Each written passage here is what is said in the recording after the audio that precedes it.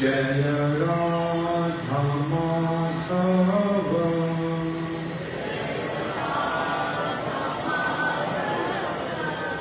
कुंज बिहारी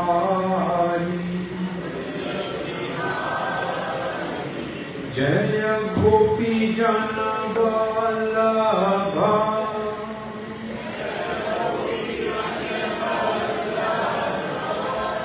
गिरिवरधारी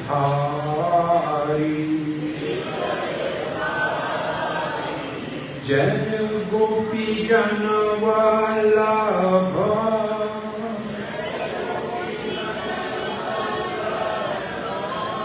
गिरिवरधारी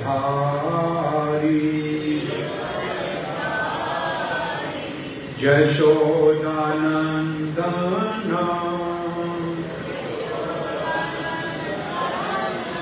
व्रज जन रंजन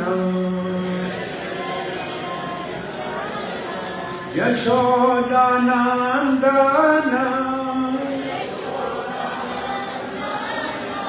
व्रज जन रंजन जमुना तीरा वनचारी जमुना तीरा वनचारी जय राधा माधव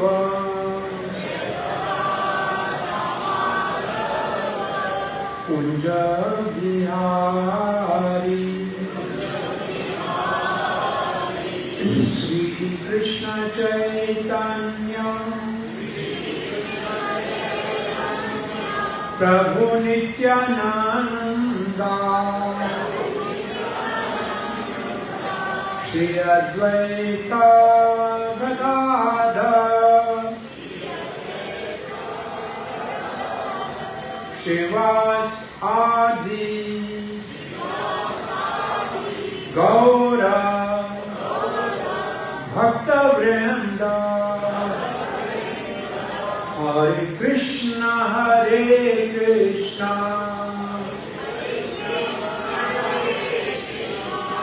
कृष्ण कृष्ण हरे हरे हरे राम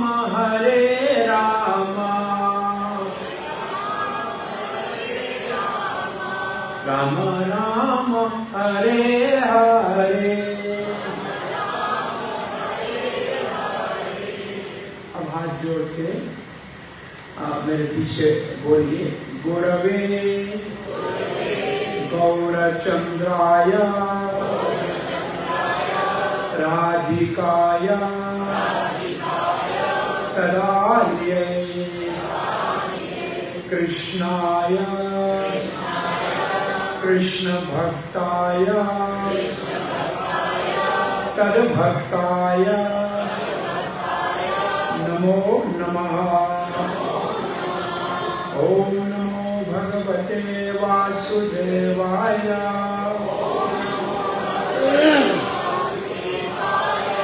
ओम नमो भगवते वासुदेवाय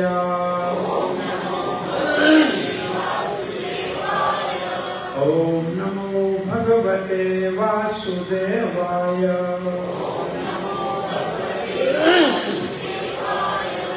कृष्णाय वासुदेवाय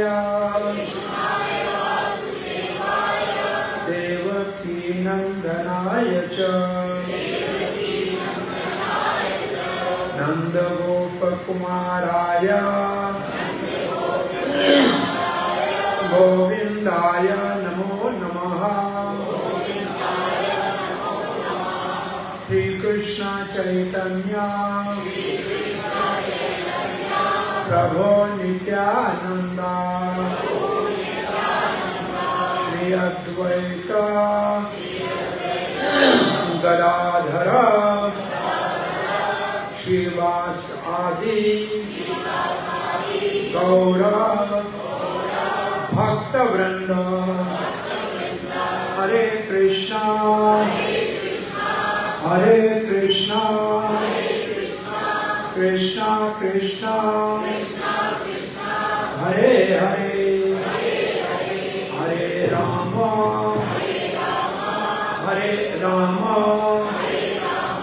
राम राम हरे हरे। आज भारत के स्वतंत्रता का दिन है और आज हम इस रेवाड़ी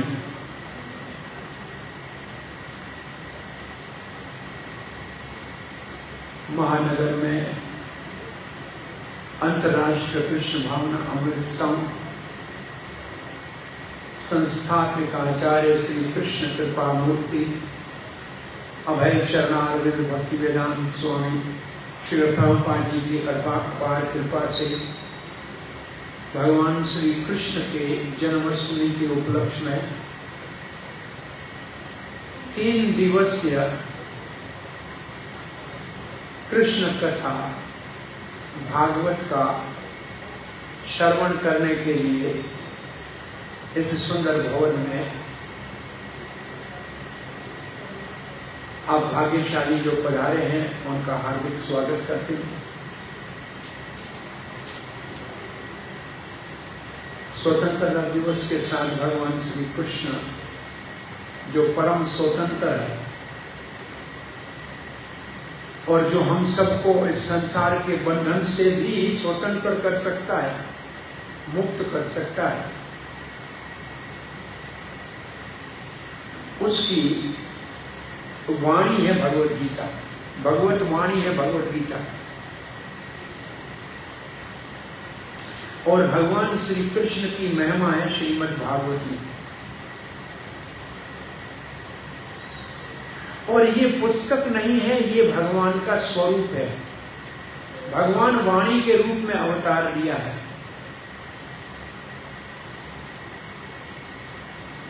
सो हम पहले आज भगवत गीता, श्रीमद् भगवत गीता, वो तो भारतवासी का प्राण है, क्योंकि भगवान की वाणी।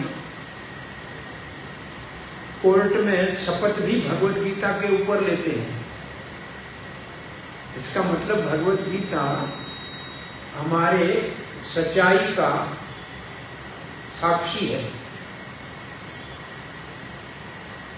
और ये भगवत गीता भगवान ने आपके इस हरियाणा के कुरुक्षेत्र में ही तो कही है। और आप इसको नहीं जानोगे तो इसको और कौन जानेगा, जो दी गई आपके ही क्षेत्र में।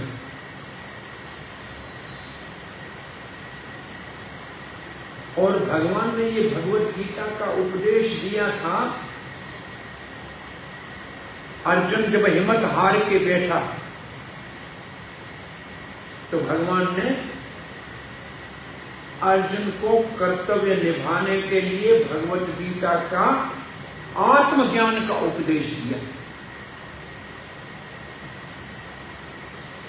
तो हमारे को भगवत गीता से पहले तो ये एक बहुत बड़ी प्रेरणा मिलती है कि सदा ही जो हम में योग्यता है उसको अच्छी तरह से भगवान की सेवा में लगाना चाहिए। निकम्मा नहीं बनना है, अच्छी तरह से काम करना है।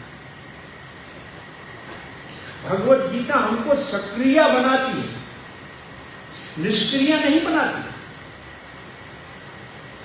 सक्रिय आत्मा का स्वरूप है। आत्मा सक्रिय है और क्रिया से खत्म नहीं कर सकती आत्मा। वो आत्मा स्वभाव से सक्रिय है, इसलिए क्रिया में लगा रहना, काम में लगा रहना, ये गीता का संदेश है। काम कौन सा जो आपको करने आता है वो आप करो, लेकिन भगवान से जोड़ के करो। इसलिए गीता का नाम है योग शास्त्र। क्या नाम है?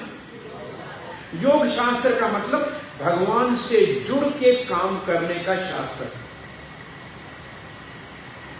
और गीता का दूसरा नाम है ब्रह्म विद्या। ब्रह्म विद्या का मतलब स्कूल कॉलेज में पढ़ाए जाने वाले विद्या ये नहीं है।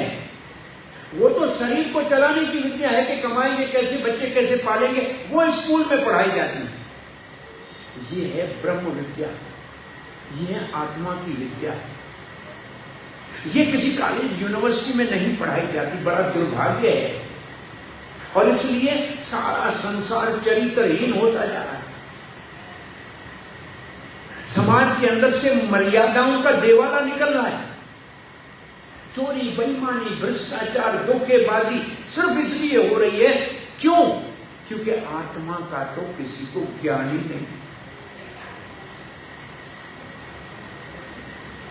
और प्रभुपाद ने तो यहां तक लिखा है कि पूरी दुनिया में अगर अशांति है, आतंक है, तो उसका दायित्व भारत के ऊपर है। अगर भारत ने पूरे विश्व के अंदर इस भागवत का संदेश दिया होता। श्री प्रभुपाद ने चिट्ठी लिखी थी महात्मा गांधी को स्वतंत्रता से भी पहले कि आपका इतना बड़ा नाम है,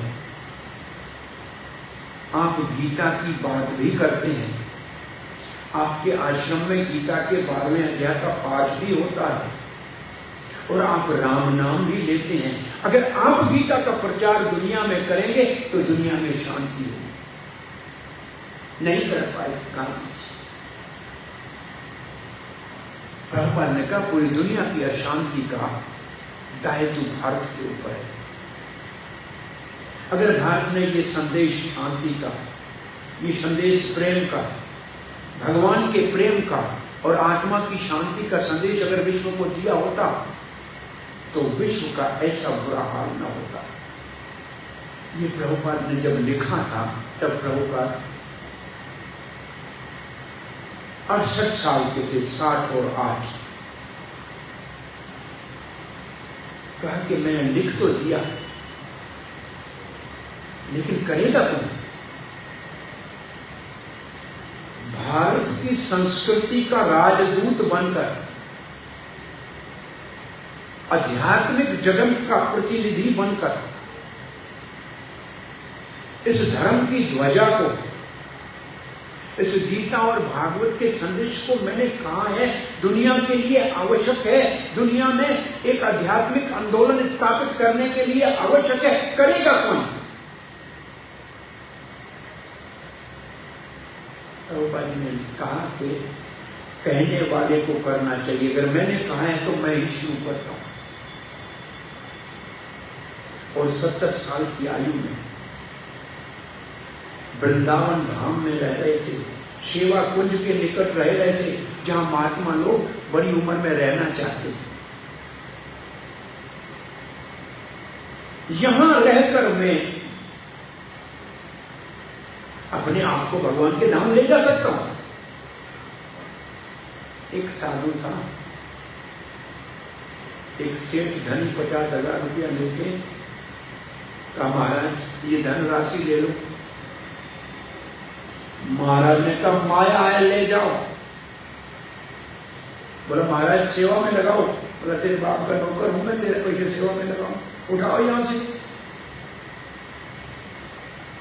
माया में मत फंसाओ, जाओ। बेचारा पैसा लेके चला गया। दूसरे महात्मा के पास चला गया।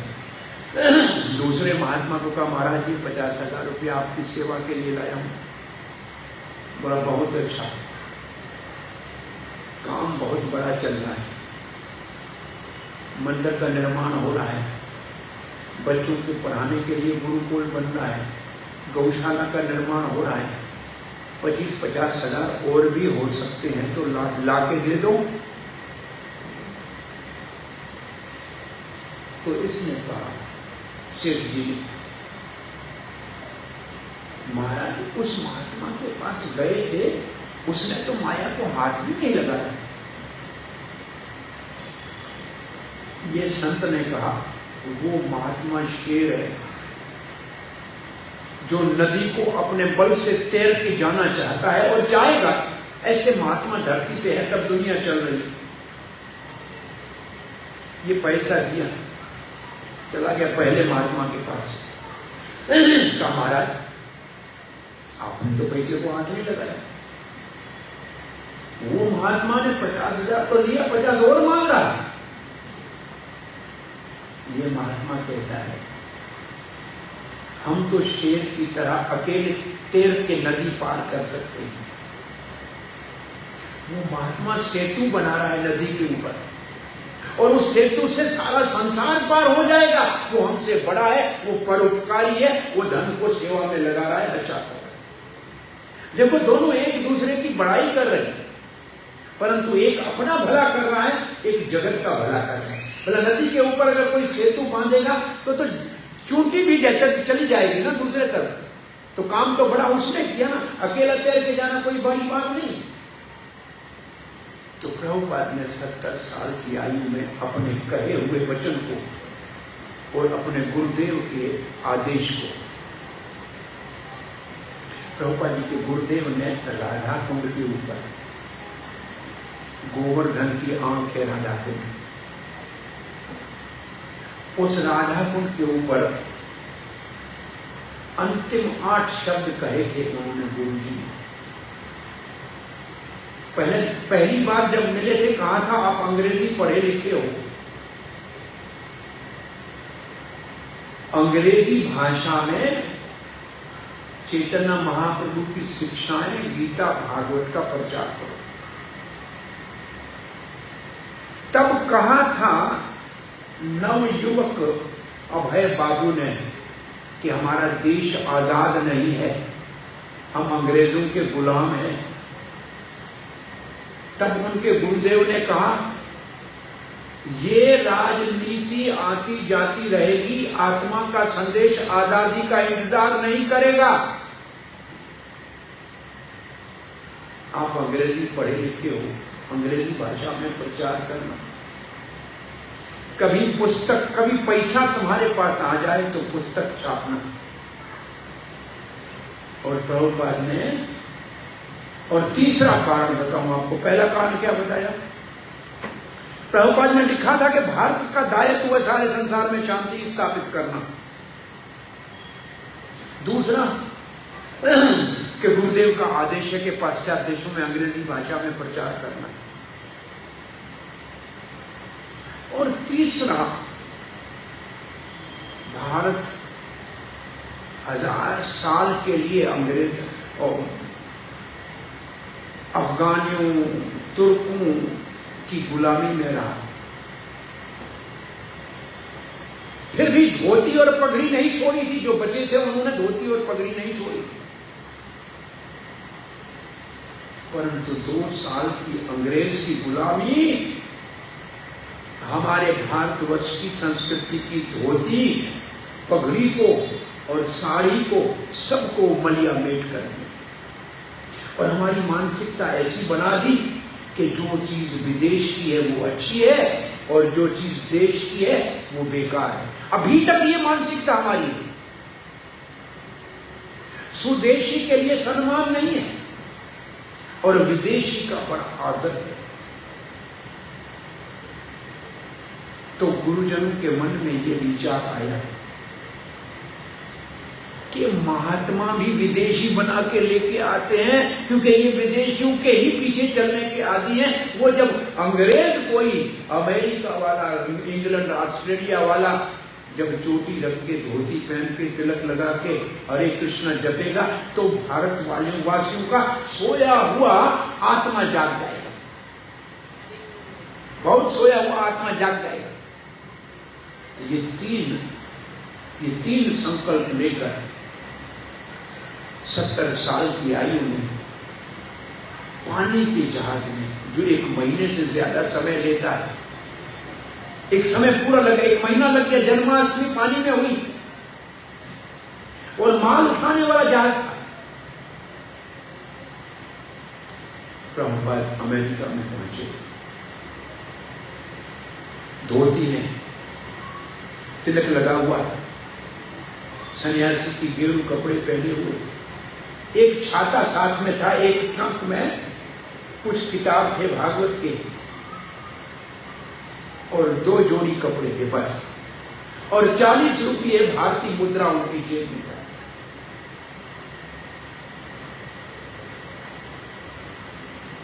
भगवान ने देखा, कृष्ण ने देखा, जगन्नाथ ने देखा कि मेरा भक्त इस बड़ी उम्र में मेरी सेवा के लिए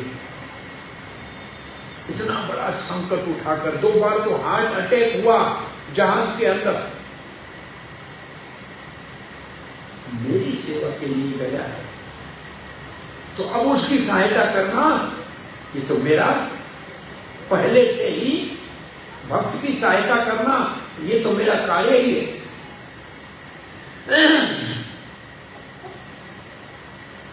और भगवान जगन्नाथ अमेरिका पहुंच गए।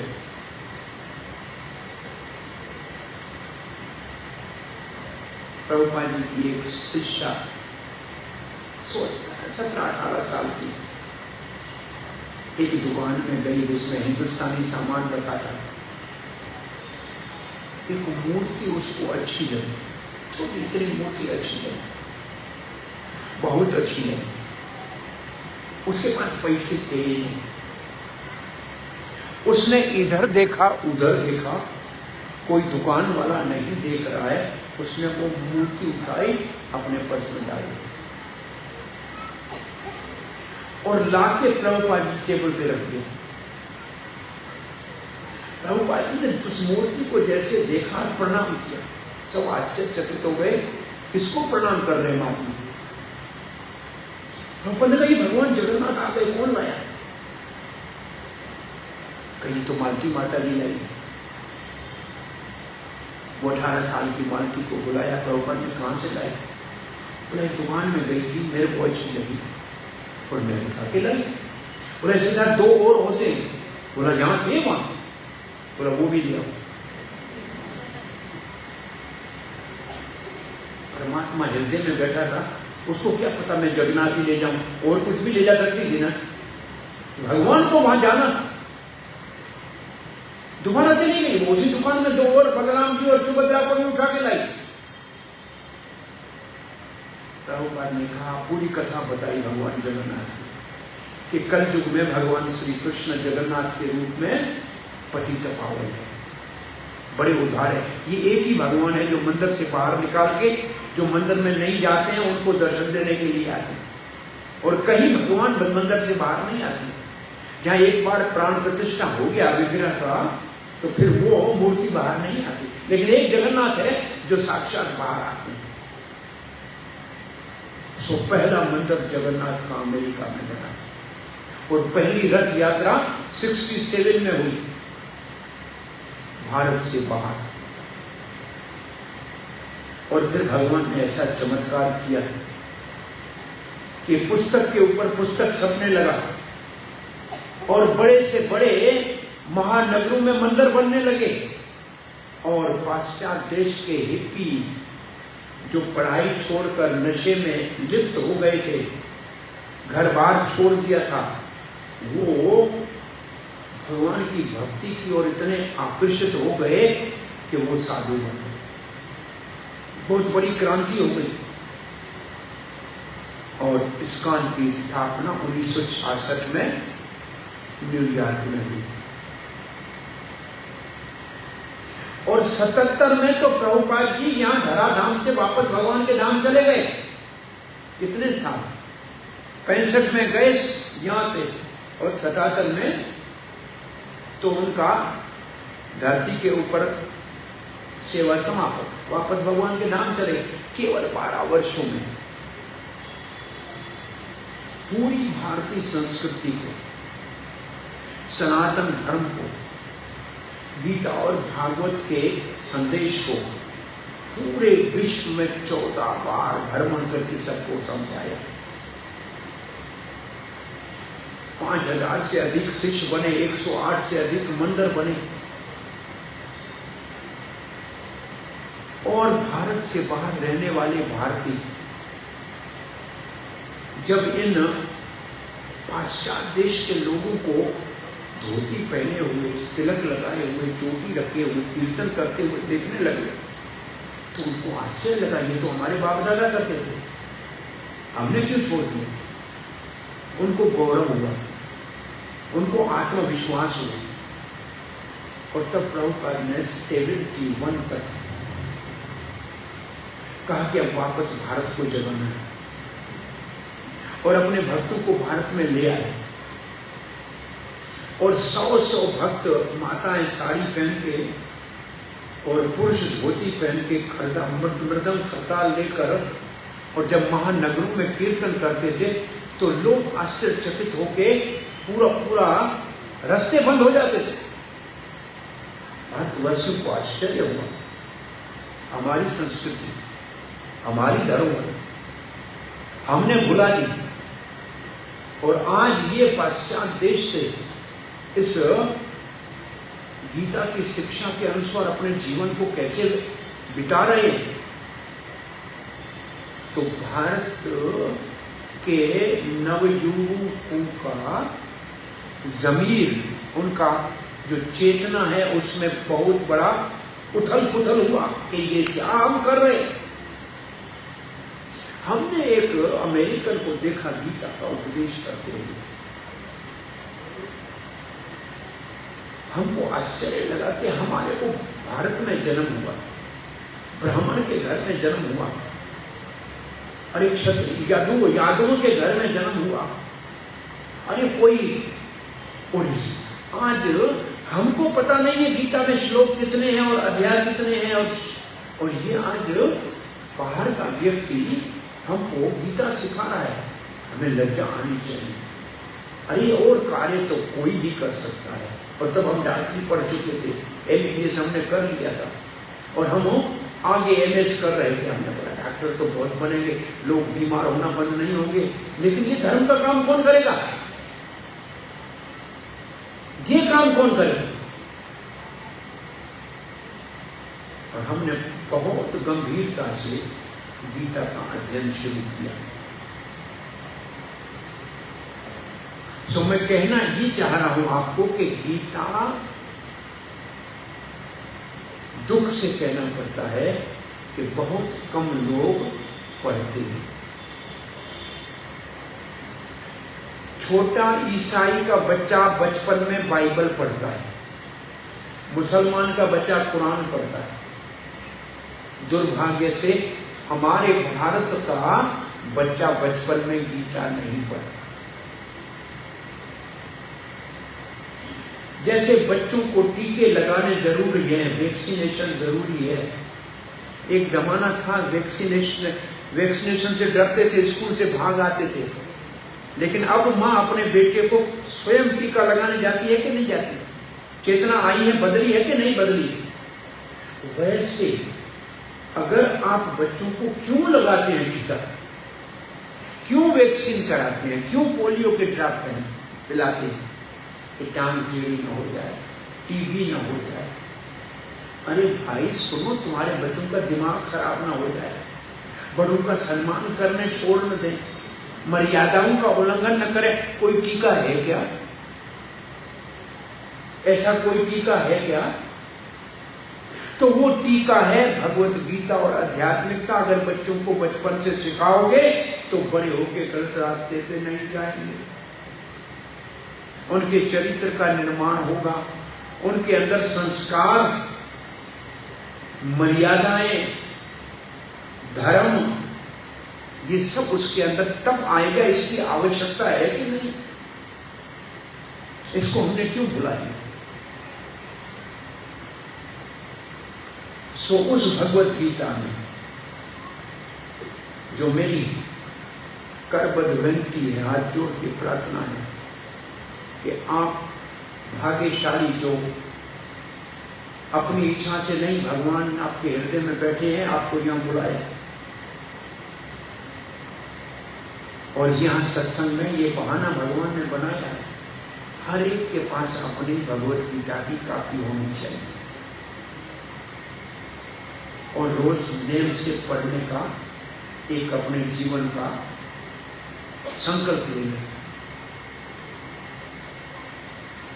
फिर देखो आपके जीवन में कितना चमत्कार होता है, परिवर्तन होता है, कैसा पूरा माहौल बदल जाए, सोच बदल जाए। सो उस गीता में 18 अध्याय हैं और चौथे अध्याय का नाम है दिव्य ज्ञान। वो भगवान कहते हैं अर्जुन को कह रहे हैं भगवान, मैंने, कृष्ण कह रहे हैं मैंने ये दिव्य ज्ञान पहले सूर्य देव को दिया। इमं विवस्वते योगम प्रोक्तवान अहम् अव्ययम्। मैंने ये विवस्वान सूर्य देव का नाम है। अब आपसे मैं बहुत सरल बात समझा रहा हूं। ये सूर्य जो हमको सुबह रोशनी देता है, इसके अंदर इसका एक राजा रहता है, उसका नाम है सूर्य नारायण, और उसको विवस्वान कहते हैं। ये मानना आसान है कि मुश्किल है? इस आग के गोले में कोई आदमी रहता होगा क्या? बहुत मुश्किल है कि नहीं? सूर्य देव है जिसको भगवान श्री कृष्ण कहते हैं मैंने ज्ञान दिया। ये मानना मुश्किल है कि नहीं? मैं आपसे पूछता हूं। अच्छा, दिन है कि रात है? अगर मैं आपसे अभी पूछूं तो आपका उत्तर क्या है? रात हो गई। क्यों? सूरज की रोशनी नहीं है। तो सूरज को रोशनी देने वाला मानना आसान है, बच्चा भी बता सकता है कि दिन है कि रात है। तो भगवान को रोशनी मानना मुश्किल नहीं है। भगवान ज्योति है, ब्रह्म है, ये कोई बड़ी बात नहीं है। सूर्य की रोशनी मानने में तो हमें किसी को कोई परेशानी नहीं है ना। अब मैं आपसे दूसरा एक प्रश्न पूछता हूं। आज सूर्य उगा था ना रेवाड़ी में। आप में से कितने लोगों ने सूर्य को देखा या देखने के लिए गए, पानी दिया सूर्य को? देखो 5-6 हाथ ऊपर होते हैं। सूर्य उगा था लेकिन हम देखने नहीं गए। बहुत पुराने कुछ लोग हैं, कहते हैं सूर्य नारायण है, साक्षात हमारा जीवन दाता है, इसका सुबह स्वागत करना चाहिए। तो देखने वाले कितने होंगे आपके विचार में भारतवर्ष में? हाँ, 1% भी नहीं होंगे। अंधे नहीं है, उगता है पता है, लेकिन देखता कोई नहीं। और सुबह सवेरे देख सकते हो या शाम को देख सकते हो, दोपहर को देखने की हिम्मत नहीं है। आंखें बहुत चुंदिया जाएंगी। तो ऐसे योगी लोग थोड़ा ध्यान करेंगे तो परमात्मा हृदय में दिखाई दे देगा। ये भी इतना मुश्किल नहीं है भाई। सूर्य को देखना मुश्किल तो नहीं है। सुबह उठोगे सवेरे तो देख सकते हो, चाहो तो देख सकते हो। तो भगवान को परमात्मा समझ के हृदय में जान लेना ये भी मुश्किल नहीं है। परंतु इस गोले के अंदर एक व्यक्ति रहता है, उसका नाम विवस्वान है, और उसकी 2 पत्नियां हैं, संज्ञा और छाया, और उसका बेटा है शनिदेव। हम शनिदेव को मानते हैं लेकिन उसके बाप को नहीं मानते, सूर्य को, कि इसके अंदर बैठा होगा। उस सूर्य की पुत्री है जमुना। उस सूर्य का पुत्र है विवस्वत मनु। उसका एक रथ है, उसके घोड़े हैं। ये बात मानना मुश्किल है कि आसान है? मैं आपसे पूछता हूं, बहुत मुश्किल है। हमने तर्क वितर्क से नहीं मान सकते। मन नहीं मानेगा कि आग के गोले में कैसे कोई आदमी रहता हो, लेकिन शास्त्र के प्रमाण से मान सकते। शास्त्र कह रहा है, भगवान कह रहा है मैंने उसको गीता का ज्ञान दिया, तो हम कैसे कहेंगे नहीं दिया? सो मैंने आपको अब जो बताया उसका सार ये है कि बहुत से आपको ज्ञानी लोग मिलेंगे जो कहेंगे भगवान ब्रह्म है। वो मुश्किल नहीं है, भगवान ब्रह्म। कुछ लोग मिलेंगे कहेंगे भगवान परमात्मा है, वो भी सही है। लेकिन भगवान श्री कृष्ण है ये मानना बहुत मुश्किल है। आप समझ रहे हैं? अरे भाई, ब्रह्म की जन्माष्टमी नहीं होती, परमात्मा की भी जन्माष्टमी नहीं होती, कृष्ण की जन्माष्टमी होती है। ब्रह्म का कोई है उत्सव होता है क्या? नहीं।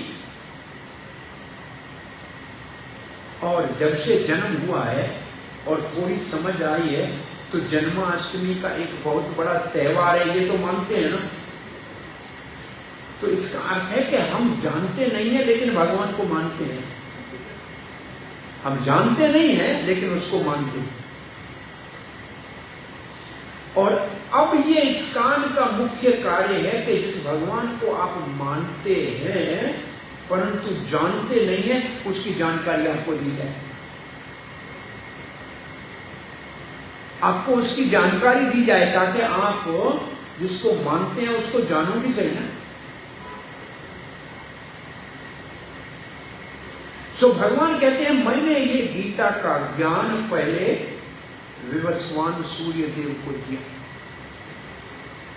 भगवान सूर्य को ही पहला शिष्य क्यों बनाया?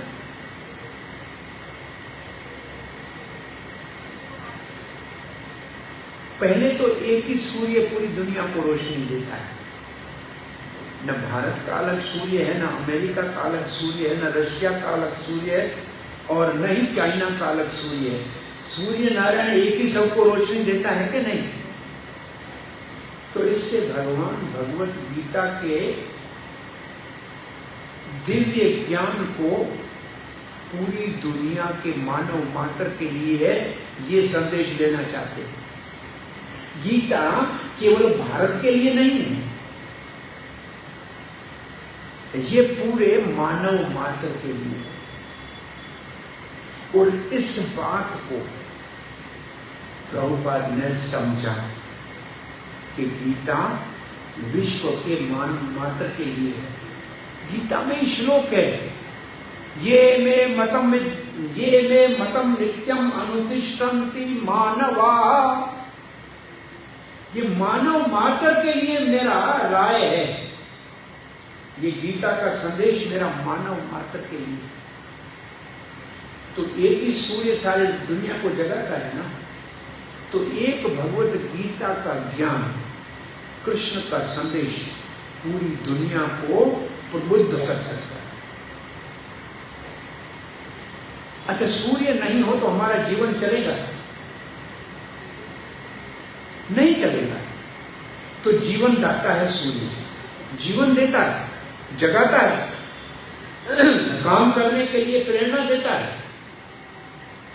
ऐसे भगवत गीता हमारा जीवन दाता है। एक देश में मैं गया था, अफ्रीका पे। वहां के पत्रकारों ने और टेलीविजन के रिपोर्टर ने मुझसे पूछा कि गीता तो 5000 साल पुरानी है, उसकी अब आवश्यकता क्या है? ये हमारे दिमाग में ऐसा आधुनिक शिक्षा में कचरा भरा है कि चौथी पास किया तो चौथे का किताब बेकार, बेकार। पांचवी पास की, पांचवी का किताब बेकार, फिर कभी वापस पढ़ा है चौथी पांचवी का किताब? नहीं। ये हमारे दिमाग में एक गलत विचार ऐसा बैठ गया। वो समझते भगवत गीता 5000 पुरानी है तो अब किसी काम की नहीं है। तो हमने कहा भाई आपसे मैं प्रश्न पूछता हूं, क्या मां की आवश्यकता है? क्या आज जमाने में 5000 साल पहले मां की जरूरत थी, आज है कि नहीं? आपसे मैं पूछता हूं, मां की जरूरत है कि नहीं है समाज में? अरे जन्म कौन देगा मां के बगैर? बोलना कौन सिखाएगा मां के? मातृभाषा कौन सिखाएगा? चलना कौन सिखाएगा? जन्म कौन देगा? चलना कौन सिखाएगा? बोलना कौन सिखाएगा बिना माता के? दुनिया में चाहे चाइना हो या रशिया हो, लेकिन बिना मां के तो कोई बालक नहीं पैदा हुआ ना। तो ये तो सत्य है। 5000 साल पहले भी मां की जरूरत थी और आज भी मां की जरूरत है। नहीं, तब भी मां अपने बच्चे को दूध पिलाती थी, आज भी पिलाती है। बोला ये तो ठीक है। तो मैंने कहा गीता को व्यास देव ने माँ कहा है।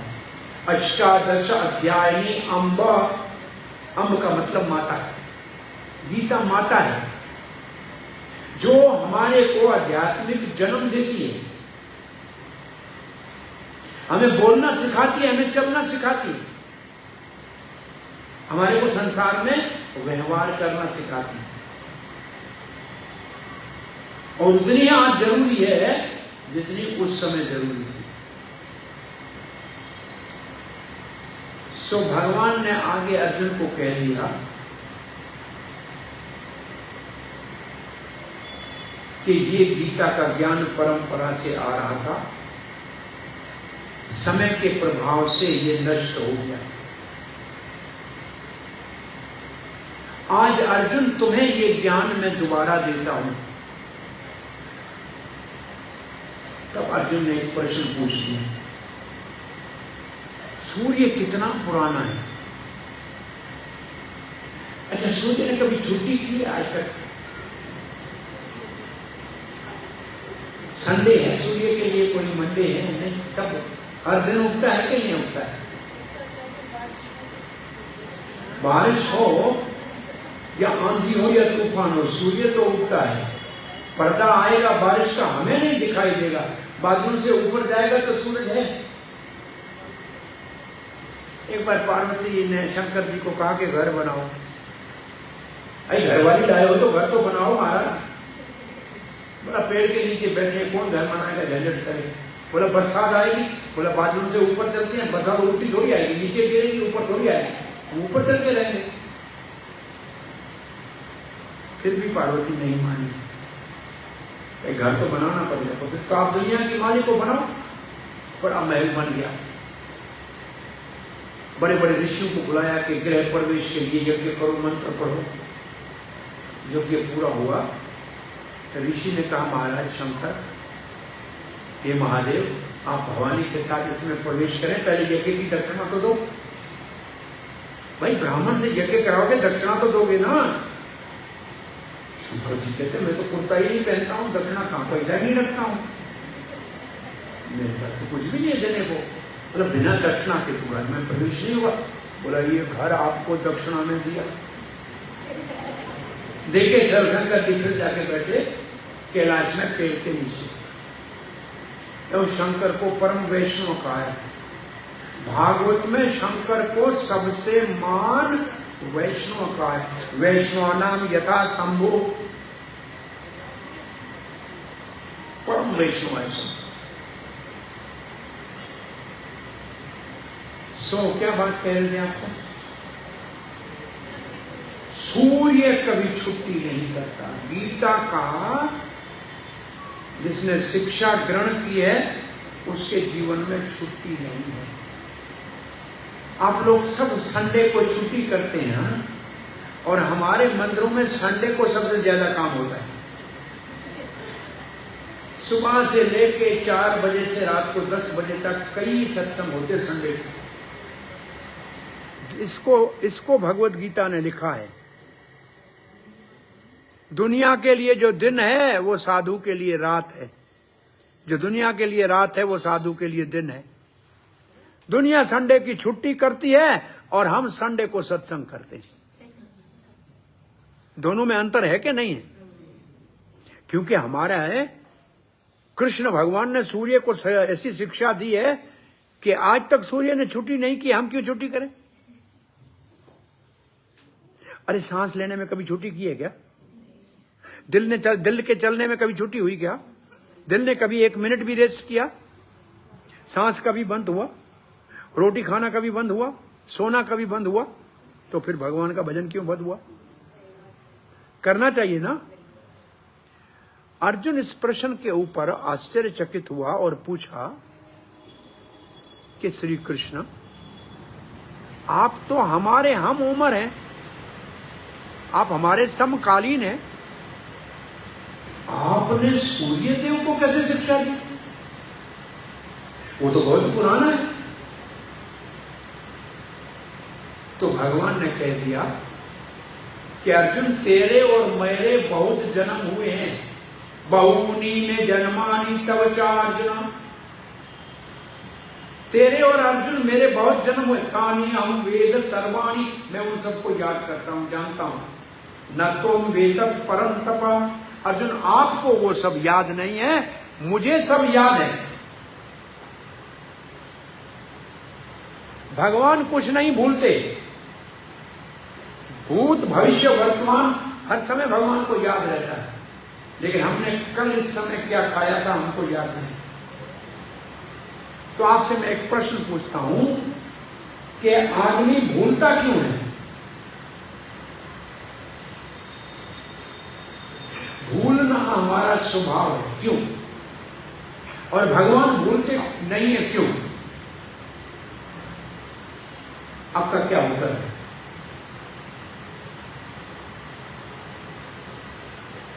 बचपन की बातें जवानी में भूल गई और बुढ़ापे में सब कुछ भूल जाता है। भूलने का कारण है शरीर का परिवर्तन, और मरने के बाद तो सब कुछ ही भूल जाता है, दूसरे जन्म में कुछ याद नहीं रहता। तो भूलने का कारण क्या है? शरीर का। लेकिन भगवान के शरीर में कोई परिवर्तन नहीं होता है, वो जैसा है वैसा सच्चित आनंद है। तो भगवान नहीं भूलते। लेकिन अर्जुन को एक शब्द अटक गया।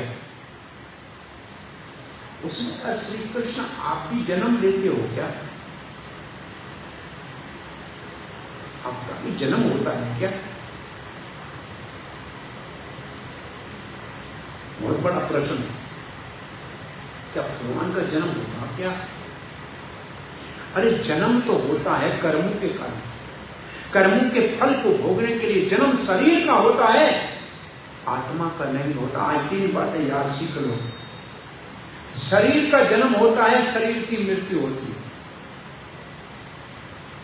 आत्मा का न जन्म होता है न मृत्यु होता है, आत्मा का आना जाना होता है। लेकिन आत्मा का आना जाना कर्मों के कारण होता है। भगवान भी अवतार लेते हैं, परंतु कर्मों के कारण नहीं, करुणा के कारण, दया का कारण। भगवान का अवतार लेना करुणा है, कृपा है, दया है।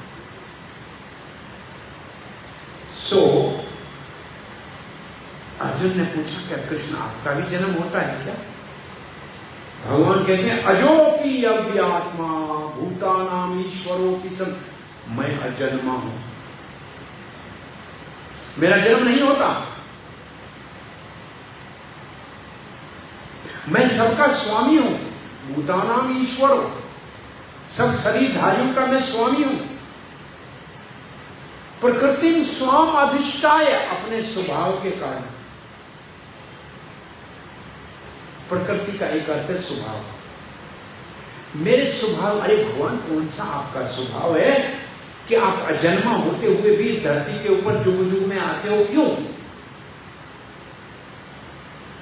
तो भगवान ने कहा, ये श्लोक तो भारतवासी सबको याद होता है। यदा यदा हि धर्मस्य ग्लानिर्भवति भारत अभ्युत्थानमस्य तदात्मानं सृजाम्यहम्। जब धर्म की हानि होती है, अधर्म बढ़ जाता है, तब मैं अपने आप को प्रकट करता हूं। ये मेरा स्वभाव है। अर्जुन को संतुष्टि नहीं हुई।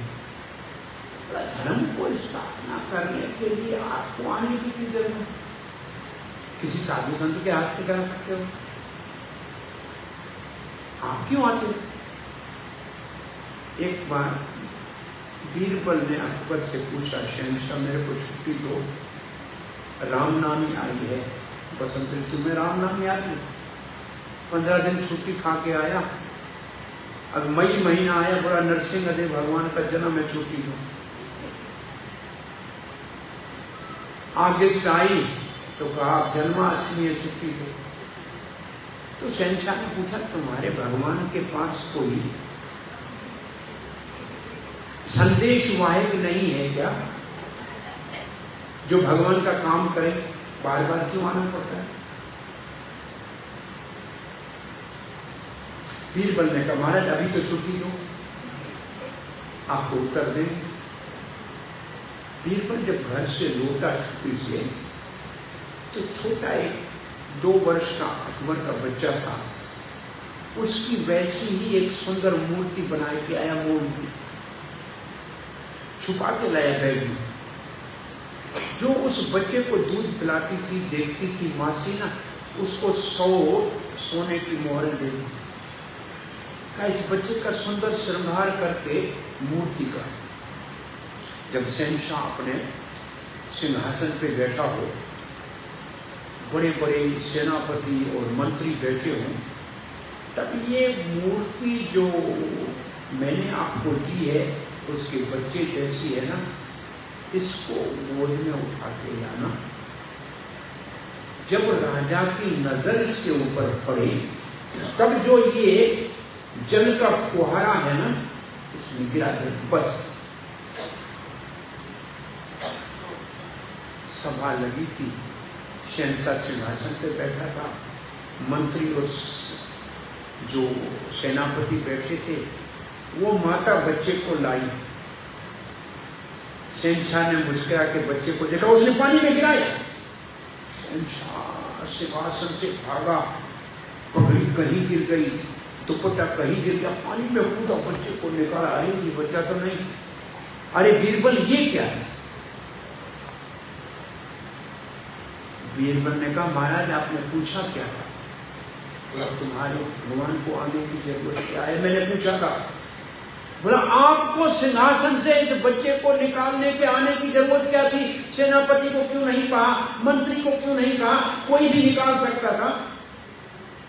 शहंशाह कहता है मेरा जिगर का टुकड़ा, मैंने इस बच्चे को देखा, मुझे कुछ दिखाई नहीं दिया, मैं ही भाग के पानी में गया। बोला हमारा भगवान इससे ज्यादा दयालु है, उसके भक्तों के ऊपर संकट आता है तो ऊपर से भाग के नीचे चल गया।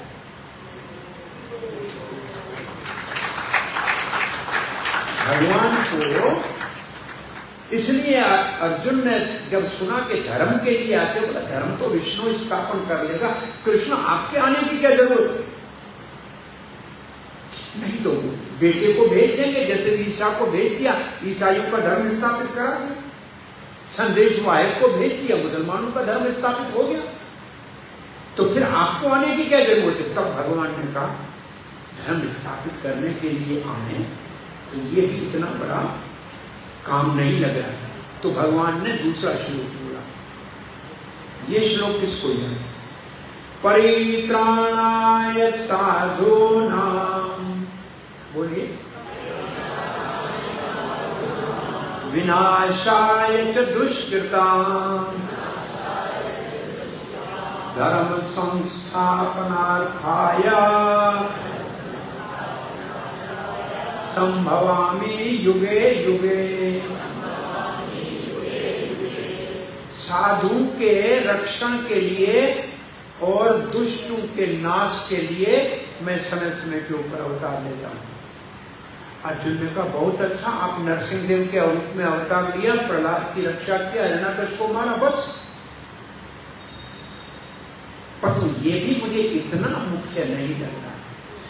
आप श्री कृष्ण के अवतार का कोई और कारण है क्या?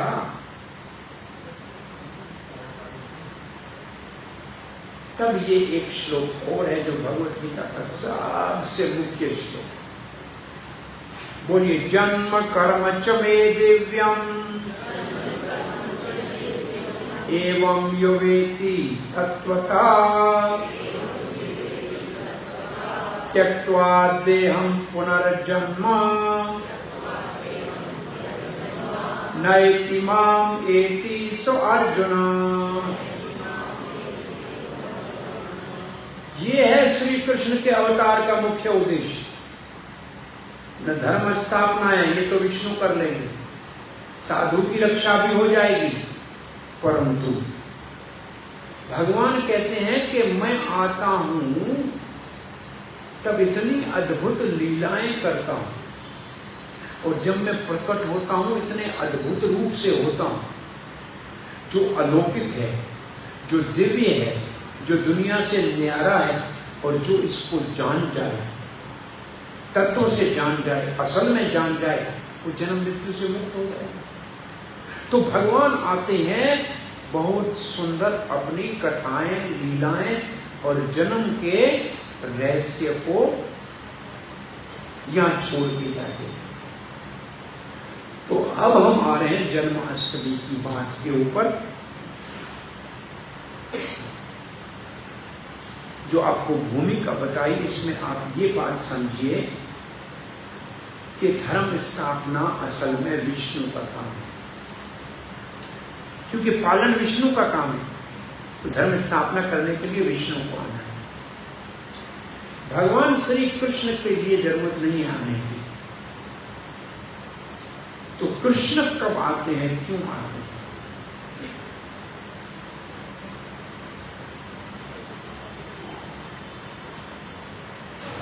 और अब जब कृष्ण आए, प्रेम सिखाने आते हैं। काय के लिए आते हैं? और ये प्रेम न किसी कॉलेज में, न यूनिवर्सिटी में सिखाया जाता है। और सभी दुनिया में प्रेम करते हैं और धोखा खाते हैं। एक बार श्री कृष्ण आते ही हैं। ब्रह्मा जी के एक दिन को क्या कहते हैं? कल्प। क्या कहते हैं? कल्प। कितना बड़ा होता है? 14 मनवंतर बदलते हैं। 14 मनुओं का शासन बदलता है। एक मनवंतर कितना चलता है? 71 बार 4 युग बदलते हैं। कितना बड़ा दिन होगा ब्रह्मा का। एक बार किसी ने ब्रह्मा से पूछा कि ब्रह्मा जी, अगर आपका 1 मिनट हमारी दुनिया के करोड़ों साल है, तो फिर आपका 1 रुपया भी तो करोड़ों रुपया होगा ना। तो ब्रह्मा जी 1 रुपया दे दो। ब्रह्मा जी का 1 मिनट रुको। तो वो ब्रह्मा जी का मिनट में तो उसका दादा ही मर गया, तो उसका पोता ही मर गया, तो रुपया कब लेगा फिर? तो ये कहावत है, ब्रह्मा जी का दिन बहुत लंबा है। इतनी बड़ी ब्रह्मा जी की रात होती है तब प्रलय होती है। और ब्रह्मा जी के ऐसे 30 दिनों का महीना होता है, 12 महीनों का साल होता है। और ब्रह्मा जी 1 साल तक 100 साल जीते हैं। और अब ब्रह्मा जी के 50 साल पूरे हो गए। 51 साल का पहला दिन चल रहा है। तो कितनी बार श्री कृष्ण आए? ये तो अब आप अभी गिनती करके देखो। एक दिन में 1 बार आए। 50 साल हो गए ब्रह्मा जी के, और 1 दिन और ऊपर हो गया। इतनी बार आए। ये बात पहले आपने सुनी थी कभी? मालूम है? नहीं ना। इसलिए बहुत से लोग कभी आपसे पूछते हैं, राम त्रेता में आए बड़े, कृष्ण द्वापर में आए छोटे। अरे कृष्ण कितनी बार आए, गिनती करो। 50 को गुणा करो 12 से, फिर गुणा करो 30 से, उतने दिन हो जाएंगे। उतनी बार कृष्ण आ चुके हैं। इस एक ब्रह्मा जी के दिन, ऐसे इससे पहले ब्रह्मा हुए, ये चलता ही रहता है। वो कब आते हैं ब्रह्मा जी के दिन में? अब आगे थोड़ा और सीखना है तो सीख लो। कितने आपको बताए थे युग होते हैं ब्रह्मा जी के। ब्रह्मा जी के एक दिन में 7वें मनवंतर के, एक मनवंतर में कितनी चतुर्युगियां हैं? मैंने आपको बोला 71। 28वीं पूर्णिमा को सत्संग करते हुए हमको गणित भूल गए, तो हमने उनको बताया एक स्कूल में छात्रों के ऊपर जो इंस्पेक्टर इन्विजिलेटर आता है वो आया और छात्रों से एक प्रश्न पूछा गणित का कि रेवाड़ी से अगर दिल्ली 100 कितना है 100 किलोमीटर, 110-11 किलोमीटर है। तो बताओ मेरी उम्र कितनी? बड़ा स्कूल इंस्पेक्टर था, बच्चों से प्रश्न पूछ लिए। अब बताइए, आप बताइए। 36 वर्ष। कैसे पता लगा? आधा पागल मिला था, वो 18 साल का था। ऐसा ही एक लड़का उठ के खड़ा हो गया, बोला सर आपकी उम्र 48 साल। बोला क्यों? कैसे निकाला गणित? बोला मेरा भाई आधा पागल है, वो 24 साल का है। आपके प्रश्न से पता लगते हैं आप पूरे पागल हैं, तो 48 साल के हो। तो ये ब्रह्मा जी वाली गणित तो सबको 48 साल का बना देगी। ये पागल हो गए कि नहीं हो गए? ब्रह्मा जी के एक दिन के 7वें मनवंतर की 28वीं चतुर्युगी के द्वापर के अंतिम चरण में स्वयं भगवान श्री कृष्ण अवतार लेते हैं। ठीक है, ये जब श्री कृष्ण अवतार लेते हैं तो अपने पहले ही माता पिता नंद और यशोदा को धरती पे भेज देते हैं और नंद नंदन के रूप में जन्म लेते हैं, यशोदा नंदन के रूप में जन्म लेते हैं और ये गोकुल में प्रकट होते हैं।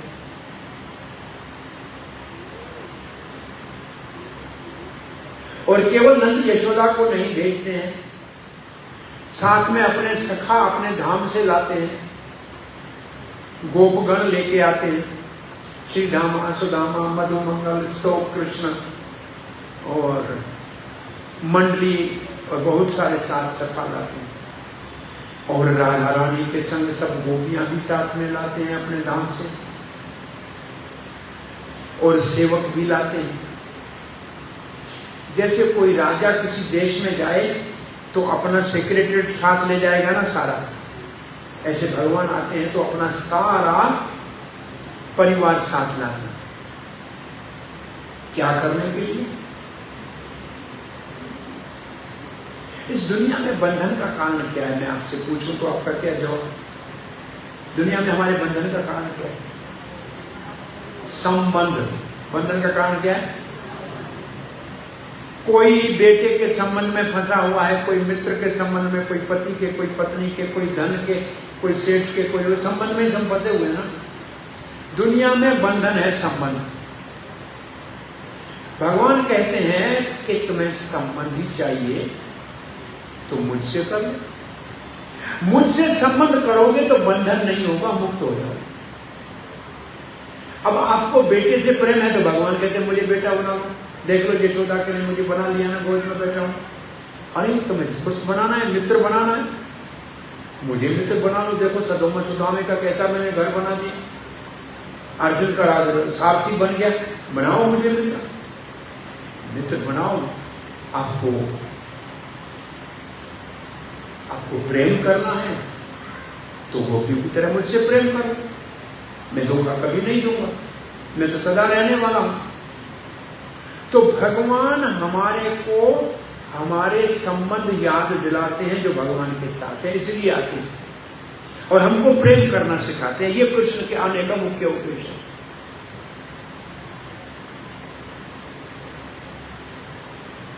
तो फिर इस बार वसुदेव और देवकी के यहां कैसे प्रकट हुए? तो नंद के घर में कैसे हुए? तो ये रहस्य और थोड़ा गंभीर गहरा हो जाए। हमारी कथा ये 8 बजे तक चल रही है। अभी हमारे पास 15 मिनट है और कल हम कथा शुरू करेंगे कि वसुदेव और देवकी के पास विष्णु कैसे प्रकट हुआ धर्म स्थापना के लिए 4 हाथों से, और नंद और यशोदा के घर में छोटा लाला कैसे गोपाल पैदा हुआ। ये कथा का उद्घाटन कल करेंगे और फिर भगवान की कुछ लीलाओं का रसास्वादन करेंगे परसों। अब आपको 15 मिनट कुछ प्रश्नों के लिए देते हैं। अभी जो हमने कहा या कोई और आपकी जिज्ञासा है, तो भगवत गीता प्रश्न उत्तर है, भागवत सारी प्रश्न उत्तर है। अगर कोई शंका है, वो तो उसका समाधान करो, और उसको प्रश्न उत्तर धर्म में अति आवश्यक है। तो श्री प्रभुपाद ने पाश्चात्य देशों में कथा के बाद कुछ समय प्रश्न उत्तर के लिए रखा। तो मां चाहते हैं कि आप 15 मिनट आपके पास हैं, आपका कोई जिज्ञासा हो, प्रश्न हो तो पूछिए। आप बेटी बोलो। दूसरा माइक है क्या?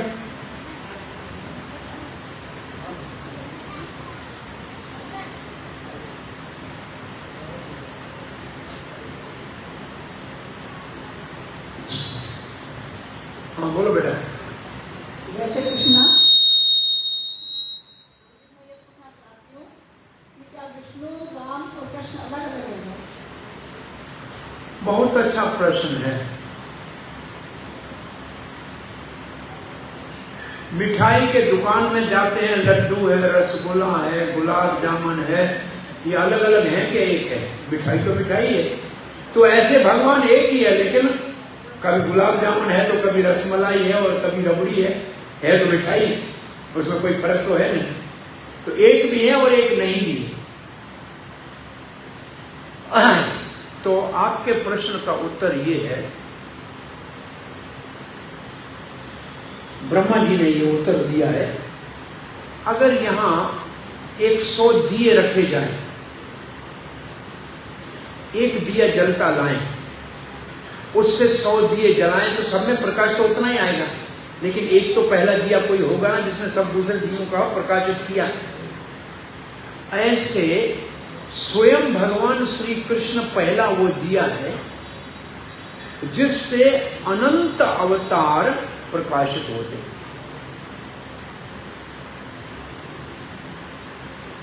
और जितने अवतार होते हैं सारे कृष्ण के, कृष्ण से निकलते हैं।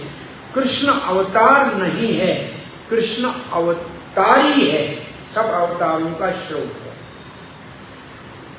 कृष्ण को जब सृष्टि करना या अवतार लेना होता है तो अपने सीधे हाथ की तरफ से बलराम जी को प्रकट करते हैं, और बलराम जी से सारे विष्णु निकलते हैं, और उनसे फिर आगे सारे अवतार निकलते हैं। लेकिन स्वयं भगवान श्री कृष्ण वो पहला विस्तार बलराम, और बलराम फिर वसुदेव बनता है, और वसुदेव से फिर अन्य अवतार निकलते हैं। या आगे चल के फिर दूसरे नाम है, वो थोड़ा और मुश्किल हो जाएगा, लेकिन सीधा ये आज इतना याद कर लो, सिर्फ श्री कृष्ण चाहे सृष्टि करनी हो, चाहे वैकुंठों में नारायण को विराजमान करना हो, तो अपने सीधे हाथ की तरफ से बलराम जी को प्रकट करते हैं, और बलराम जी श्री कृष्ण की सेवा के लिए अनंत विष्णु नारायण बन जाते हैं, और सृष्टि के कार्य भी उनके द्वारा होते हैं। अब जब श्री कृष्ण भगवान को आनंद लेना है तो अपने वाम भाग से वो राजा रानी को प्रकट करते हैं, और राजा रानी एकदम अपने से अनेक गोपियों को बना लेती है, एक से अनेक हो जाती है, और उनके साथ भगवान प्यार करते हैं। तो एक ही कृष्ण एक तरफ से विष्णु के रूप में प्रकट होते हैं बलराम के माध्यम से, और एक तरफ राधारी के रूप में प्रकट होते हैं, और फिर उससे लक्ष्मियां भी बनती हैं, उससे सीता भी बनती है, वो सीता ही बनती है, गोपियां भी बनती हैं, और रुक्मणी आदि रानियां भी बनती हैं, वो सब राधा रानी से बनती है। श्री कृष्ण बीच में बांसुरी बजा रहा है और कुछ नहीं करना है उसको, वो सिर्फ बांसुरी बजाता है, गैया चलाता है, बस बाकी सारे काम दूसरे तरफ से होते रहते हैं। ये है इसका रहस्य। हरे कृष्ण। हरे कृष्ण गुरु जी, नंद बाबा का गांव कौन सा है? नंद बाबा का गांव कौन सा है? नंद बाबा का गांव कौन सा है? गांव, जी, हाँ, कौन सा है? और नंद का गांव, नंद का गांव, नंद गांव उसका नाम ही नंद गांव है। वो तो है, लेकिन उन्होंने परिवर्तन हुआ था ना, वरना तो नंद गांव इनके नंद जब बाबा के पिता का नाम था पर्जन्य महाराज, और पर्जन्य महाराज का जो महल था वो नंदगांव में था। फिर क्योंकि उनकी गैया थी, समय समय के ऊपर गैया चराने के लिए ब्रज में जाके गोकुल में रहे थे। कुछ उत्पाद हो रहे थे वहां, तो गोकुल में जाकर रहे थे। तो गोकुल में भी उन्होंने अपना घर बनाया। तो एक नंद बाबा का महल गोकुल में है और एक नंद बाबा के पूर्वजों का महल नंदगांव में है। तो नंदगांव प्राचीन पुराना नंद बाबा के पिता के समय का, उनके दादा के समय का महल नंदगांव में, और गोकुल में नंद बाबा जाके रहे थे। उनके दादा भी पर्जन्य महाराज भी वहां चले गए होंगे उस समय में, तो कुछ समय गायों के लिए वहां रहे और फिर वहां से छोड़ के छत्तीसगढ़ में आके रहे। तब तो छकड़ों के ऊपर रहे। फिर नंद बाबा को वापस नंद भवन चले गए अपने पुराने घर। तो नंदगांव ही है। गोकुल भी नंद बाबा का महल, उसको महावन कहते हैं। गोकुल का नाम महावन है, नंदगांव नहीं, गांव नहीं, महावन है। नंदगांव है और गोकुल महावन है। 12 जो वन है ब्रज में, उनमें से एक वन है महावन, उसको गोकुल कहते हैं। लेकिन नंदगांव है और गोकुल महावन है, तो वो वनों में आता है और ये गांव में आता है। हरे कृष्ण।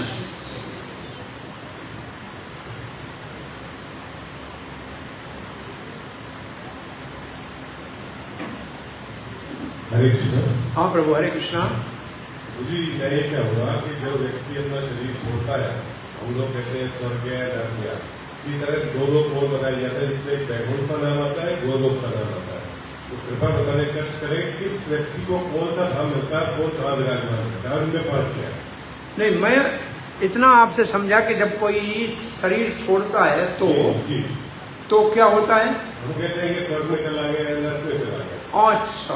या हम कहते हैं भगवान ने पुण्य आत्मा है, इसको तो गोलोक मिल गया या इसको तो वैकुंठ मिल गया। तो किसको कौन सा स्थान मिलता है, कौन कहाँ रहता है, ये कैसे पता लगे? बहुत एक माता जी थी बुढ़िया, वो खटिया से उठ नहीं सकती थी। एक कोई गांव में मर गया, उसने बेटे को बोला कि जाओ बेटा बाहर देखो, स्वर्ग में जा रहा है कि नरक में। तो उसने बोला कैसे पता लगेगा? बोला अगर हजारों लोग जा रहे हो, रो रहे हो, दुख कर रहे हो, इसका मतलब अच्छा आदमी था, तो इधर अच्छा होता तो स्वर्ग में जाएगा। अगर कोई बैलगाड़ी या गाड़ी में ले जा रहे हैं, कोई रोने धोने वाला नहीं है, तो यहाँ भी निकम्मा आता तो नरक में जाएगा और कहाँ जाएगा? उस बुढ़िया ने तो बहुत सरल सा साधन बता दिया, कौन नरक में जाएगा, कौन स्वर्ग में जाएगा।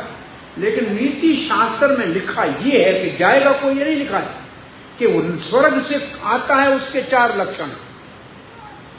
स्वर्ग में से वापस जो धरती में आता है, देखने में सुंदर होता है सूरत में, अच्छे कुल में जन्म होता है 2, अच्छी विद्या प्राप्त करता है 3, और स्वस्थ शरीर होता है 4। ये स्वर्ग से वापस आए हुए व्यक्ति की पहचान।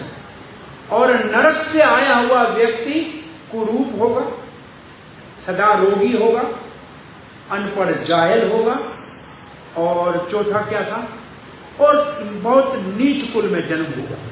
ये तो नीति शास्त्र लिखता है 4 प्रमाण, कौन कहां से आया है।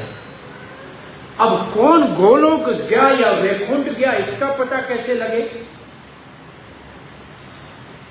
एक तुकाराम महाराज के लिए तो वैकुंठ से विमान आया था, ये तो अभी की बात है। ध्रुव महाराज के लिए वैकुंठ से विमान आया, बद्री का आश्रम में नंद और सुनंद उसको चला के लाए और वैकुंठ में उसके ऊपर बैठ के गया। ऐसे शास्त्र में प्रमाण है को।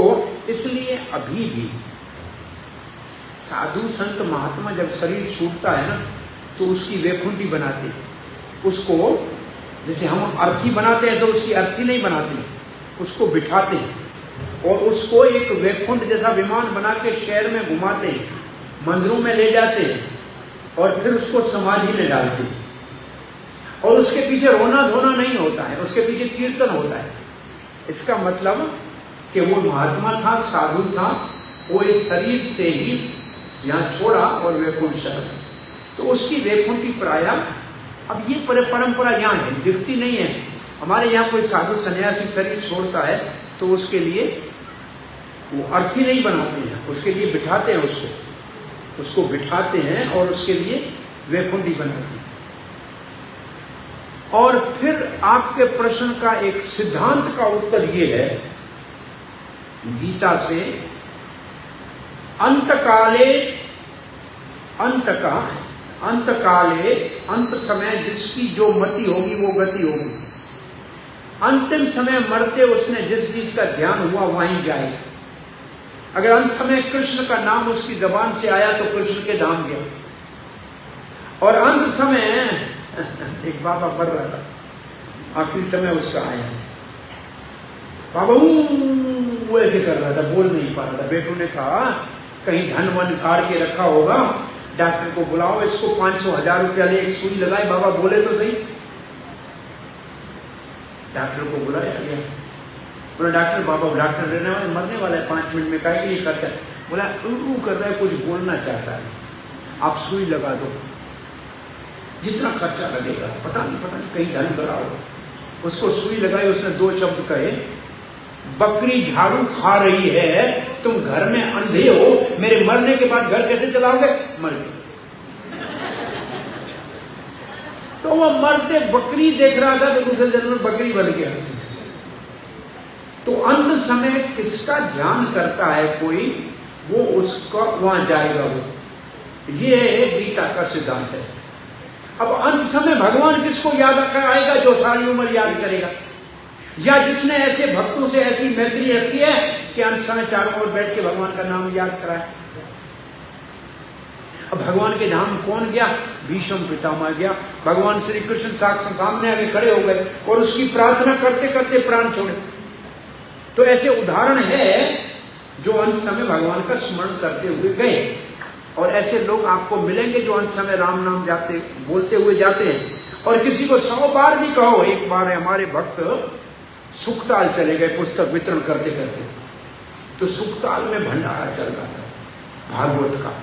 भक्तों को कहा महाराज प्रसाद खा लो। ठीक, भागवत का प्रसाद है तो खा लेते, पूरी खा ली, हलवा खा लिया, खीर खा ली, कोई पनीर की सब्जी और क्या, दाल मखानी आज खाएंगे, है ना। तो सब सामान तैयार हो गया। तो वो बाद में भक्तों को कहा कोको कोला पियो। तूने कहा हम तो भाई कोई कोला वोला नहीं पीते। क्यों नहीं, आपको पीनी पड़ेगी। हम नहीं पीते हैं कोला। बोले सेठ जिसने भंडारा कराया उससे बात करो, पीनी पड़ेगी। तुम्हारा भगत चला गया, बोला महाराज आप सेठ जी आप कोको कोला क्यों सबको पिलाते हैं?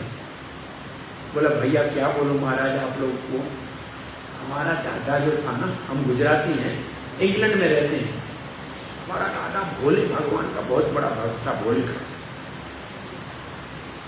अंत समय जब आया तो हमने कहा बापू तमें बोलो भोला। हमने याद दिलाया कि भोले का नाम लो। बापू ने कहा कोको कोला। हमने बोला अंत समय बेचारे को कोको कोला याद आई तो भंडारे में कोको कोला चलाओ तो बाबा का पेट भरे। तो अंत समय आखिर में भगवान याद किसी किसी को आता है, सबको दुनिया याद आती है। इसलिए पहले दिन आपको पहला कहा गीता रखना, दूसरा आपको कह रहा हूं ये एटीएम रखना साथ में। ये एटीएम है, ये वो कार्ड है जो वैकुंठ तक चलेगा और गोलोक तक भी ये काम करेगा। ये धन इकट्ठा करना शुरू करो। ये धन जिसने इकट्ठा किया वो धनी है, बाकी तो सब इस दुनिया में कंगाल है, सभी यहां रह जाएगा। हरे कृष्ण। और कोई एक प्रश्न है? सर मैं पूछना चाहता हूँ, भगवान कृष्ण के गुरु थे क्या? जी हाँ, सांदीपुनी मुनि गुरु था। 64 दिन 18 विद्या वहां से सीख के आए थे। अच्छा, 64 दिन रहे थे उज्जैन में। मैं ऐसा भी एक जगह देखा पढ़ा था कि कांग्रेस अनुयायी भी कृष्ण भगवान के गुरु थे। कौन? कांग्रेस अनुयायी भगवान कृष्ण के गुरु थे, ऐसे भी मैंने किताब में पढ़ा था। क्या नाम क्या कह रहे हैं?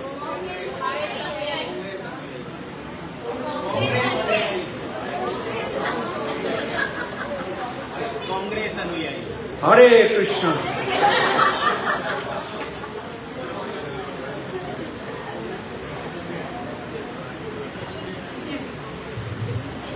ये अंग्रेजी का शब्द है ना, भगवान तो संस्कृत बोलते थे, उनका सांदीपनि मुनि गुरु था, वो भी हमको सिखाने के लिए कि जीवन में गुरु करना जरूरी है, इसलिए भगवान ने किया था। भगवान को गुरु करने की आवश्यकता नहीं है, फिर भी वो जब अवतार लेते हैं तो मर्यादा का पालन करते हैं। अब भगवान का कृष्ण तो क्रांतिकार है और वो धर्म की ध्वजा लेके चलते हैं, अधर्मियों के कभी भी अनुयायी नहीं बन सकते। हरे कृष्ण। जय श्री कृष्ण। जय श्री कृष्ण। कहते हैं, मैंने सुना है, बताना मैं गलत तो नहीं हूँ, कहते हैं कि भगवान को प्राप्त करना बहुत ही सरल और सहज है। सरल और सहज भाव वाले को भगवान प्राप्त होते हैं। बिल्कुल सही है। लेकिन अगर ये सही है तो हम जहाँ भी देखते हैं, किस भी पंथ में या वहाँ पे बड़े सारे कर्म कांडों में लगा दिया जाता है और उसके बाद वो ऐसे हैं जो याद नहीं रहते। कहते हैं कि कृष्ण जी को मित्र बना लो और भोग लगाओ, खाना खाने से पहले याद नहीं आता कि उनको भोग लगाना है, 4 गल्ले खा के याद आएगा कि यार भोग तो लगाया नहीं, फिर वो दुख मन में एक व्यथा शुरू हो जाती है। ये बात ना जानी होती तो मैं व्यतीत नहीं था। तो ये सरल और सहज वाला रास्ता क्यों ना ले जाया जाए, और ये जो मार्ग हमें व्यतीत कर रहा है और हम फिर कंटिन्यू नहीं कर पाते आखिर में, यार इसमें तो बड़ा गड़बड़ है, हमसे तो गलतियां हो रही हैं, तो आपके भागी बढ़ने जान के भी नहीं कर पा रहे। तो वो सरल सहज वाला रास्ते पे लाओ। सबसे सरल रास्ता यह है कि मुख से भगवान का नाम लो और जबान से भगवान का प्रसाद खाओ, बस, और कुछ नहीं करना। सबसे सरल भक्ति जीभा से शुरू होती है और हम यही काम कराते हैं, कीर्तन कराते हैं 5 मिनट 10 मिनट और फिर प्रसाद खिलाते हैं। इतना सरल और कोई रास्ता नहीं हो सकता है, बच्चा भी कर सकता है। हाँ जी, वो एटीएम का मतलब ये भगवान की माला जपने के लिए, हरे कृष्णा जपने का काम है। ये कब जपें, ये कब जपें, ये बहुत सरल है। रोज जपना है माला बैठ के इसके ऊपर, जैसे नोट गिनते हैं तब कितनी खुशी होती है, हमको माला गिनने में खुशी उतनी ही होती है, इसलिए हम ये काम करते हैं। और आपको सरल बात की बात देना, एक पिताजी का एक बेटा था बेचारा, वो खाने में 2.5 किलो रोज खाता था, उसका नाम हो गया ढाइया। 2.5 किलो के 5 रोटी खाता, रोटी 2.5 किलो खाना अन्न। पिताजी का देहांत होगा, माताजी मर गई, फिर भाई भाभीओं ने कहा काम का न काज का, दुश्मन अनाज का, भगाओ इसको घर से निकाला। बेचारा रोता हुआ एक मंदिर राम जी के बाहर बैठा। पूजा ने कहा बेटा रो क्यों रहे हो? बोला महाराज घर से निकाला है, भूखा हूं, रोटी चाहिए। तो आजा, भोग लगता है भगवान को, रोटी खाओ, भगवान के मंदिर में कमी नहीं है, मौज करके खाओ, 5 खाओ 50 खाओ, रोटी की कमी नहीं है। रोटी खाई। बोला रोज मिलेगी? बोला बेटा रोज मिलेगी, बैठे रहो यहाँ, गैया चराओगे? बोला ये तो चरा के आ जाऊंगा, मुझे कोई काम क्या है, गैया चरानी है, चरा के आऊंगा। और 2.5 किलो आटा देना पड़ेगा, सुबह जाऊंगा तब रोटियां अपनी बनाऊंगा खाऊंगा। बोला ठीक है। 2.5 किलो रोज आटा मिलता था, गैया चराता था, रोटी 5 बनाता था, खा लेता था। एकादशी आ गई, महाराज ने कहा आज अन्न नहीं खाना है। बोला आप जानो, आपका भगवान जाने, हम तो हैं बाबा, आप 2.5 किलो खाएंगे तब गाड़ी चलेगी, नहीं तो नहीं चलेगी, हमको तो आटा दो। बोला ठीक है, भगवान को भोग लगा के खाना। बोला क्या किसको? बोला से भगवान राम को भोग लगाना, राम का मंदिर है। बोला ठीक है। गैया चराने के लिए छोड़ दी, रोटी पकाई थी 2.5 किलो की मोटी। कहा राम जी आइए प्रसाद खाइए, मुझे लगी है भूख, देर मत की। इतना सरल था। सीता राम दोनों आ गए। इसने बोला राम जी आप अकेले को बुलाया, ये किसको लाए? ये आपकी माता सीता है ना, बोला ये स्त्रियों ने तो मुझे घर से निकाला है, आप इसको भी साथ। बोला यही तो साथ रहती है हमारे। बोला ठीक है, दोनों आए, एक रोटी आप ले लो, एक ले लो, एक छुपा के रखी। बोला एक तो मैं कम से कम खाऊं। राम जी रोटी खाया एक, और कहा कि आधी रोटी और मिलेगी। अब बेचारा क्या करे, आधी उसको दे दी। सही माँ सिया ने कहा आधी मुझको भी दे दो, 3 रोटी खा गए। ये बेचारा गाय का दूध पिया, एकादशी हो गई गोफ्त में। अब 15 दिन के बाद दूसरी एकादशी आई। महाराज ने कहा 2.5 किलो आटा। बोला 2.5 से काम नहीं चलता, 2 आते हैं, 5 2 5। वहां तो 2 आ जाते हैं। 5 ले जाओ। इसने 5 की 5 रोटियां बनाई, ओ मोटी ट्रैक्टर के टायर जैसी। बोला आप सीताराम आइए, भोजन कीजिए। लक्ष्मण साथ आया। बोला ये क्यों लाए साथ? बोला ये तो भैया है, उस दिन पीछे रह गया था, लकड़ी लेने गया था, आज तो आ गया। 3 आदमी, एक तीनों को दिया, 2 पीछे रखा।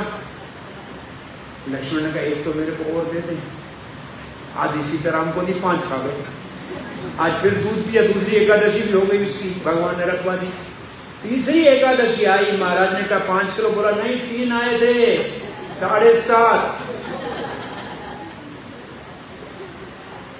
करता क्या है इतने आटे को? ले जाओ भाई पंडित जी को। तो परेशानी थी नहीं, मंदिर में माल बहुत था। इसने फिर भी 5 ही रोटी बनाई, 7.5 की। बोला सीताराम लक्ष्मण आओ, तब तक हनुमान जी से आता है। बोला बस आदमी पूरे हुए, अभी बानर ला रहे हो? बोला यही तो बजरंगबली है। प्रसाद सब खा गए, इसने दूध पिया। पंडित जी को कहा 4 आते हैं, 10 किलो दो। अब पंडित ने कहा ये आटा बेचता तो नहीं है, पता नहीं बहुत आदमी कैसा है। पंडित जी ने 10 किलो आटा तो दिया, इसने रोटी नहीं बनाई आज, आटा रख दिया। कहा सीताराम लक्ष्मण हनुमान आइए, अपनी रोटी बनाइए, खाइए। और वो 4 आ गए।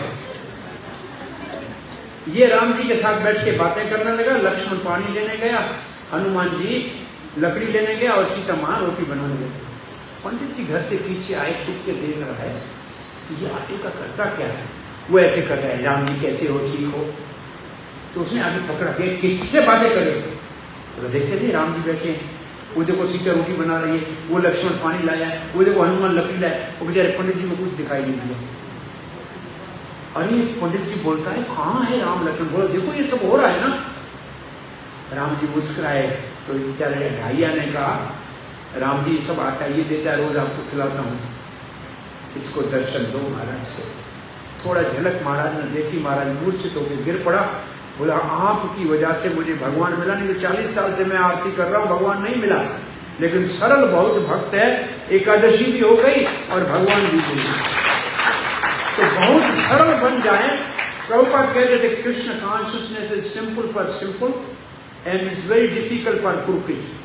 सादा व्यक्ति है तो कुछ भी नहीं करो, सिर्फ मुख से राम नाम लो तो कुछ भी जरूरत नहीं करनी। एक नाम राम का निकले मुख से ना तो सब काम हो जाए। बाकी सब काम इस नाम राम लेने के लिए कुछ विधि विधान है।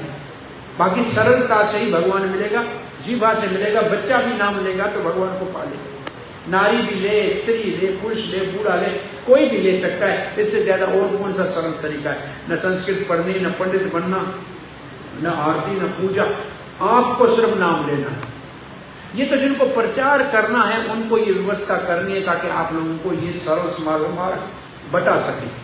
ये आपके लिए सरल रास्ता है। हरे कृष्णा। चलिए आज की कथा को यहाँ विराम देते हैं। कल फिर 6:30 बजे कथा शुरू करेंगे। कीर्तन 5 बजे शुरू हो जाएगा। हरे कृष्ण।